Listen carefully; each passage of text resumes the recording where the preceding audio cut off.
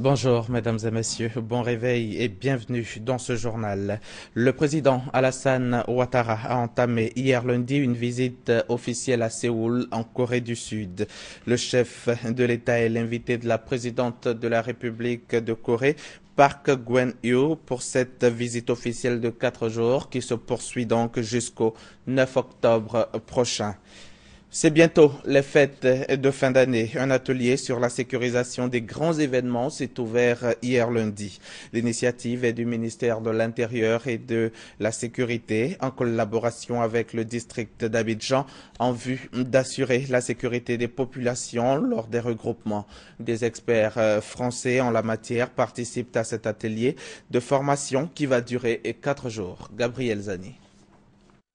Éviter les tragiques événements de la Saint-Sylvestre de 2012 paraît aussi à toute éventualité lors des grands rassemblements publics. C'est en somme ce qui a suscité la tenue de cet atelier de formation des agents des ministères techniques et de la police nationale.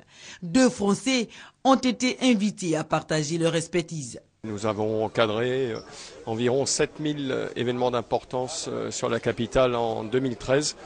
Et nous avons donc une grande expérience de l'organisation, de la conception des services. Vous avez des compétences, nous on a l'expérience. Nous n'amènerons pas de recettes, mais peut-être une méthode pour que vous puissiez avancer très très vite en fait dans le cadre du secours à la population. Des expériences qui vont sans nul doute servir aux participants dans l'exercice de leurs fonctions. La ministre de l'Éducation nationale a accompagné le ministre de l'Intérieur. Pour elle, les élèves ne doivent plus faire les frais des débordements des rassemblements populaires. Pendant les grands rassemblements, la grande majorité des personnes qui s'y trouvent, ce sont des jeunes, notamment des élèves, des étudiants. Et donc nous pensons, nos collaborateurs sont là, vont participer à ces rencontres-là pour faire en sorte que dorénavant, il y ait de l'anticipation. C'est le ministère de l'Intérieur et de la Sécurité qui organise cet atelier avec le district d'Abidjan.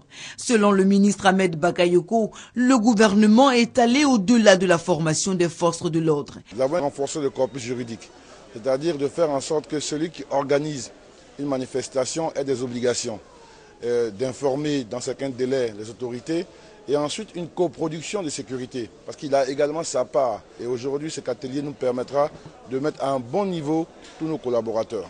Cette formation fait suite à une série de rencontres avec les autorités françaises, rencontres visant à créer un cadre de coopération en vue de renforcer le professionnalisme des unités de sécurité en Côte d'Ivoire. Le premier lundi de chaque mois d'octobre est célébrée la Journée mondiale de l'habitat. Hier, 6 octobre, marquait la 29e édition de cette journée, dont l'objectif est de réfléchir sur l'état de nos villes et le droit fondamental de tous à un logement adéquat. Cette année, la Journée mondiale de l'habitat s'intéresse aux habitants des bidonvilles. Kader Ouattara et Léon Brou ont fait un tour au quartier Gobelet. C'est ici, à Abidjan, dans la commune de Cocody. Regardez. Cocody Gobelet, secteur 11, une maison de 3 pièces aux dimensions fort réduites, comme il est de règle dans ce bidonville. C'est ici que vit Kassima et sa famille de 9 membres. Les conditions de logement pour lui sont acceptables, malgré des difficultés liées au quartier. Depuis un certain temps, vous entendez que vraiment les gens des bidonvilles, ils ont des problèmes. Effectivement, il y a des problèmes. Par contre, ce n'est pas partout. Ce n'est pas tout le monde qui a ces mêmes problèmes. Il y a des gens qui vivent mieux. Moi, je crois que les difficultés qui sont ici, l'État peut faire quelque chose s'il veut. Ici, on peut apporter le développement. La canalisation, il y a le problème d'eau, plus l'électricité. Repenser nos villes, c'est ainsi que sonne ce cri du cœur à l'occasion de la Journée mondiale de l'habitat pour interpeller sur le difficile accès au logement et les efforts des États pour résoudre la question.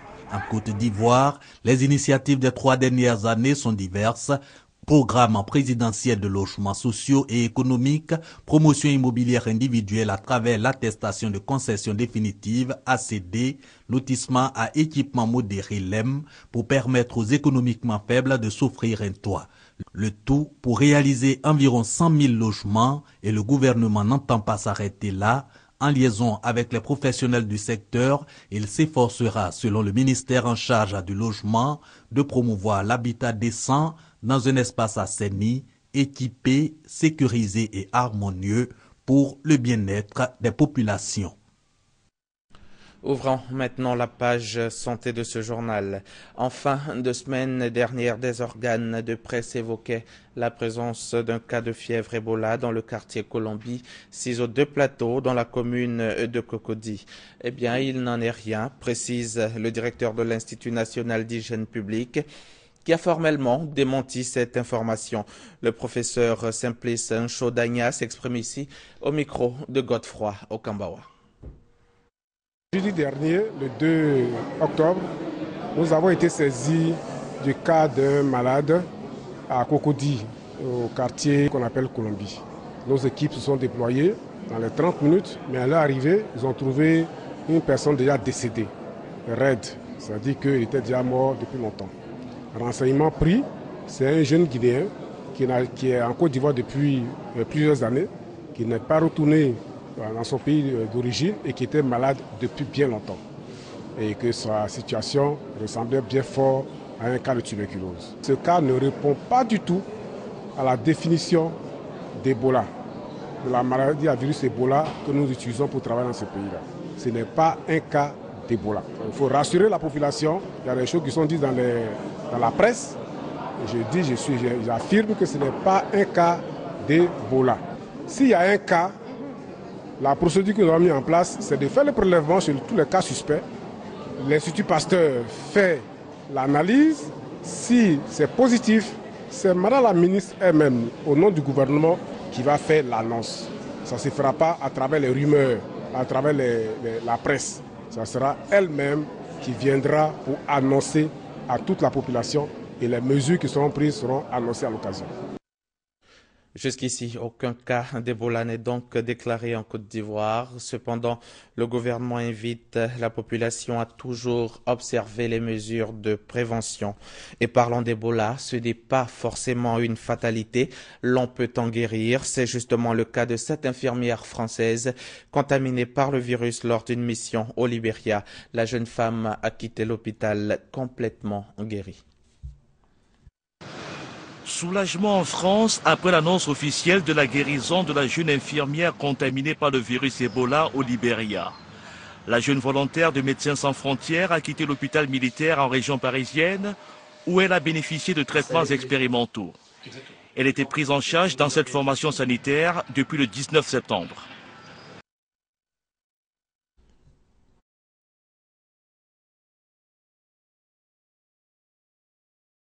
A contracté le virus Ebola au contact d'un patient à Madrid. Il s'agit de la première contamination en dehors de l'Afrique.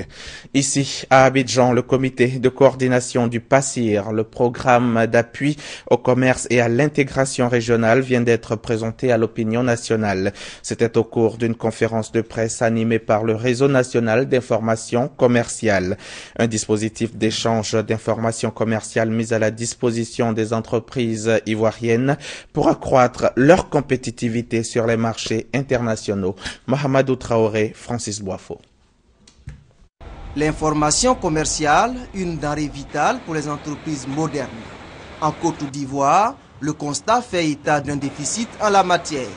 Pour pallier cette insuffisance, il a été créé le portail Internet dénommé RNIC, Réseau national d'information commerciale. Il y a deux types d'informations.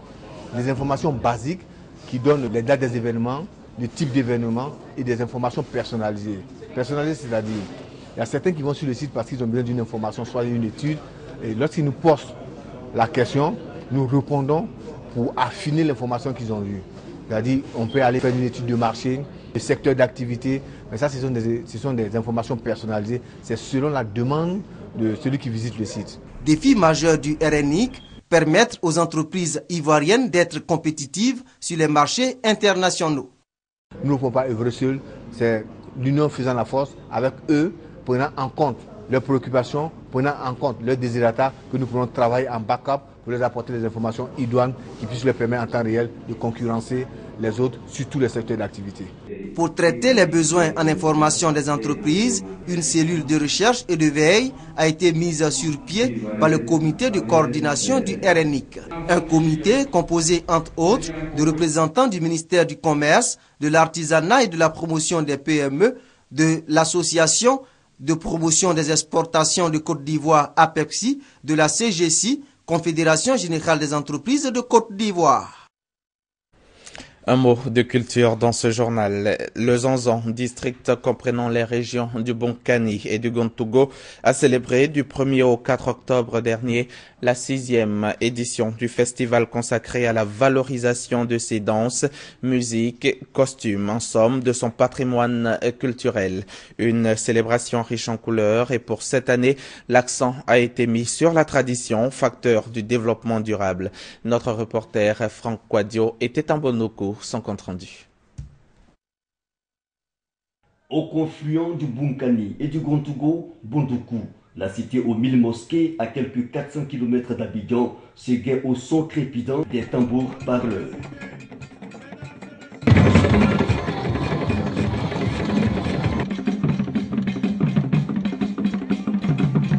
Jour 1 du festival de danse, d'instruments, de musique et du costume traditionnel du Zanzan.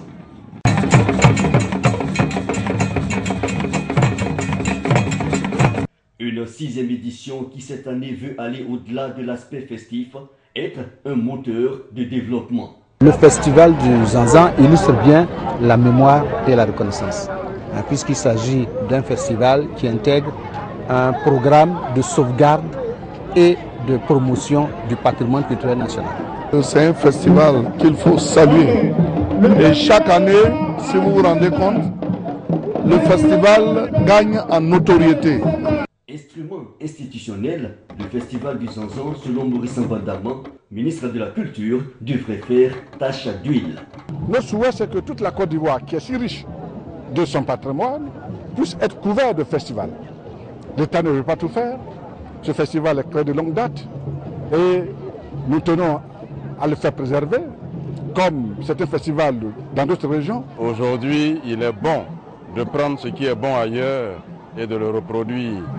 Donc nous sommes là pour voir un peu toutes les articulations du festival du Zanzan, de manière à ce que nous puissions nous en inspirer et reproduire le festival en tenant compte de nos réalités propres. À Bondoukou cohabitent 11 ethnies, une contrée riche de ses valeurs, la danse, les tenues traditionnelles, les jeux ancestraux, sans oublier la parade des chefs et rois. Contenu riche donc en couleurs pour un jour un qui en appellera d'autres.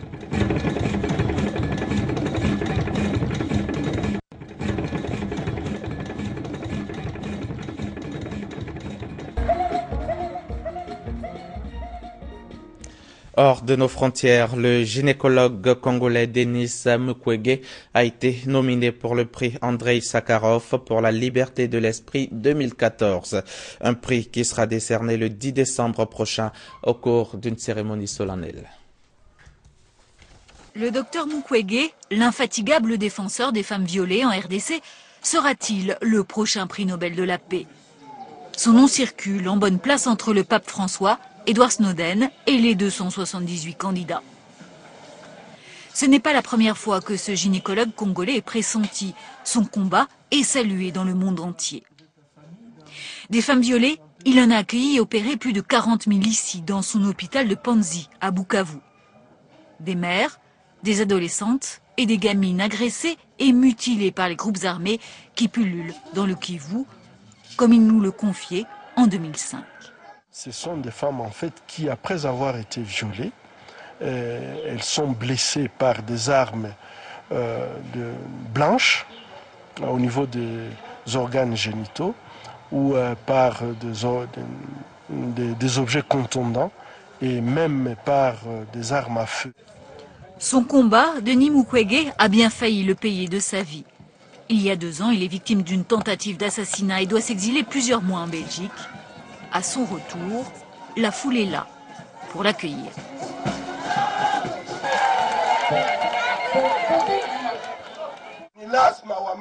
Il faut absolument que les hommes et les femmes s'unissent contre les viols, tous debout pour dire non. Les distinctions prestigieuses, Denis Mukwege ne les compte plus. Ici, c'est le prix du roi Baudouin qu'il reçoit en Belgique. Et comme à chaque fois, il s'en sert comme une tribune pour secouer les consciences.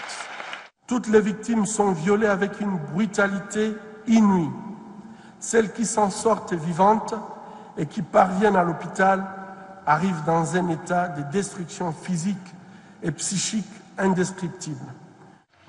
Le prix Nobel de la paix sera attribué vendredi en Suède, loin, bien loin du Kivu. Nous allons terminer à Madagascar, où a lieu en ce moment une campagne de sensibilisation contre les violences faites aux femmes. Pour Marie, c'est une journée particulière. Accompagnée de ses 2 filles, elle vient participer à une campagne de sensibilisation contre les violences faites aux femmes. De l'animation en plein centre de Tananarive pour attirer l'attention sur un problème très répandu. Une femme sur 2 est concernée. Grâce à l'aide d'une association, Marie se sent plus libre et ose témoigner. Il frappe toujours mes 2 enfants quand ils se disputent avec moi. Les enfants se mettent à genoux pour le supplier de ne pas me frapper, mais ils nous frappent toutes les 3. Une fois, ma fille aînée est allée se cacher dans un poulailler tellement elle avait peur. Depuis que les femmes malgaches savent qu'elles peuvent être soutenues, accompagnées, les langues se délient. Stéphanie n'a que 23 ans. Les violences physiques et psychologiques rythmaient son quotidien, un calvaire qu'elle subissait comme une évidence. Quand il rentre le soir, il cherche à se disputer avec moi. Il jette le repas que j'ai fait pour lui. Il refuse de manger comme si j'étais une sorcière qui lui donne à manger. Il casse les assiettes, il me bat, il me crie dessus. Dans la rue, des brochures sont distribuées aux passantes pour leur expliquer comment faire en cas de violence conjugale, leurs droits, les démarches à suivre, une initiative rare dans ce pays où le sujet reste tabou. Les femmes malgaches sont éduquées à ne pas laver leur linge sale en public, à supporter des souffrances dans leur famille. Donc elles subissent beaucoup les violences. En 4 ans, 1500 femmes seulement se sont confiées aux associations de lutte contre les violences conjugales. La plupart des victimes refusent de porter plainte pour ne pas envoyer en prison le père de leurs enfants. La violence conjugale est passible de 3 mois jusqu'à 3 ans d'emprisonnement ferme. Fin de ce journal. À demain, 6h30.